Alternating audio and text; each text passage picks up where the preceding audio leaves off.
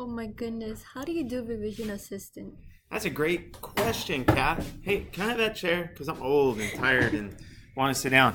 Good morning, everyone, or good afternoon, or good evening. That's the beauty of online world. I'm Mr. Kraus. I'm a teacher here at Downey High School, and we're dabbling with this new idea, this new concept, this new tool on the web called Revision Assistant. Okay, so what do? Well, you can start typing in Revision Assistant, and it comes up. Click on it, go to it, and you will need some important information. I took a picture on my phone, so maybe your teacher will have something posted on the board that looks like this. If you'll notice, there's a little class code up there. He or she might put it in Google Slides or in Google Classroom, but you need that little code. So I'm waiting for it to load. My goodness, that rhymes.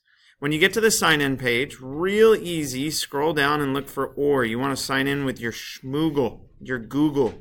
It's really slow to load, so let's help this process speed up by tapping a bunch of keys quickly. Magic of editing, you guys are going to sign in. It's really simple. Remember, I Googled Revision Assistant. There's the spelling for you. It's there in the tab, and I'm going to scroll down. Don't do any of this. Make sure you're signed into your school Google, and click the sign-in button. Obviously, at this point, you're going to let it load. You're going to choose who you are, all that good stuff. Super simple, super straightforward. That's one of the nice things, right?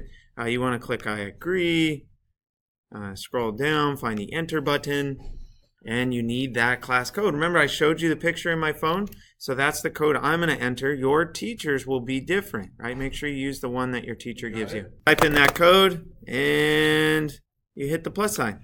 And you're on your way. I have joined a class. If you need to join other classes, there it is. There's the unbroken characterization essay assignment that we all need to do.